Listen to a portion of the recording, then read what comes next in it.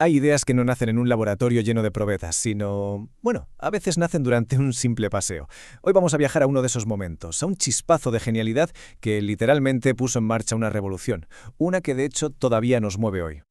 Suena un poco a película, ¿verdad? ¿Cómo es posible que algo tan mundano como dar un paseo cambie el rumbo de la historia? Pues a veces las revoluciones más grandes empiezan con un solo paso, y hoy vamos a desgranar cómo un momento de claridad desató todo el poder del vapor.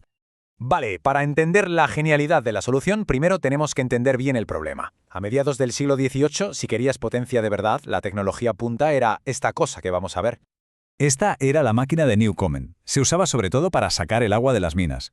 El mecanismo era ingenioso para la época, pero, terriblemente ineficiente. A ver, el vapor caliente entraba y empujaba el pistón para arriba. Y justo después, ¡zas!, un chorro de agua fría para condensarlo y que el pistón bajase. O sea, calentar, enfriar, y todo en el mismo cilindro. Era un cacharro lento, tosco, y que se tragaba cantidades enormes de carbón para una potencia, la verdad, bastante mediocre.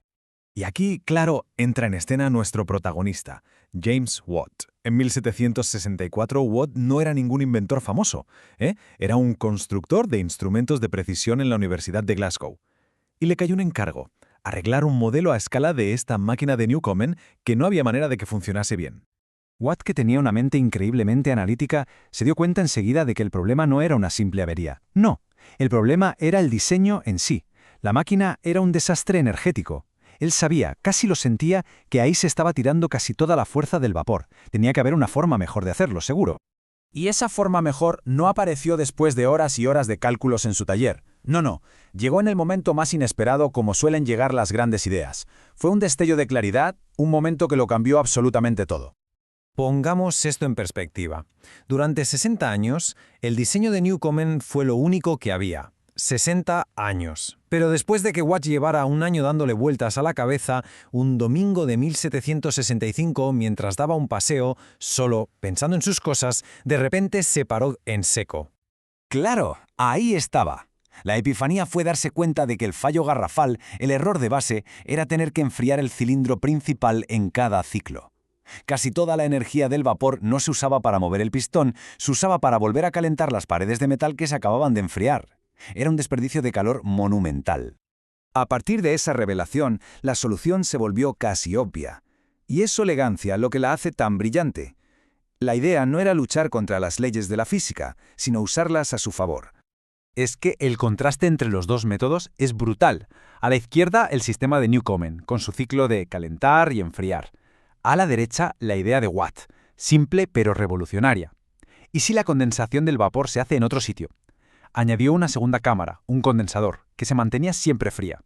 De esta forma, el cilindro principal podía estar siempre caliente, a la temperatura óptima. El vapor hacía su trabajo y luego se desviaba para condensarse en el otro lado. El resultado, la eficiencia se disparó por las nubes. Y ahora vamos a ver cómo este ajuste técnico, que parece una simple mejora, no solo cambió una máquina, cambió el mundo entero. El salto en eficiencia fue sencillamente espectacular. De repente, el vapor ya no era una forma vasta de sacar agua, se había convertido en una fuente de energía fiable, potente y sobre todo mucho más económica. El invento de Watt era básicamente energía bajo demanda. Y esto de aquí ilustra perfectamente la reacción en cadena que provocó. La máquina de Watt permitía sacar carbón de minas que antes estaban inundadas y eran inaccesibles. Ese carbón, ahora mucho más barato, alimentaba más máquinas de vapor. Y estas máquinas, a su vez, se empezaron a usar para mover telares, martillos pilones, todo tipo de maquinaria pesada en las fábricas. Por primera vez en la historia se podía concentrar una potencia casi limitada en un espacio reducido. Había nacido la producción en masa, había empezado la revolución industrial. Pero esperen, que la historia no termina aquí, porque en una de las muchas mejoras que Watt fue añadiendo a su motor, plantó, sin ni siquiera saberlo, la semilla de una segunda revolución, una que tardaría casi 2 siglos en florecer. La automación. La idea de que una máquina puede regularse a sí misma, de que puede corregir sus propios fallos sin que un humano tenga que intervenir, hoy nos parece de lo más normal, pero el concepto, la idea original, nació aquí. Para que el motor mantuviera una velocidad constante, Watt diseñó este mecanismo tan ingenioso, el regulador centrífugo. El bucle de retroalimentación es fascinante. A ver, si el motor se aceleraba, la fuerza centrífuga hacía que las bolas subieran. Esto cerraba un poquito la válvula del vapor y el motor se frenaba. Si iba muy lento, las bolas bajaban, abrían la válvula y entraba más vapor. Era un cerebro mecánico, el primerísimo ancestro de toda la automación moderna.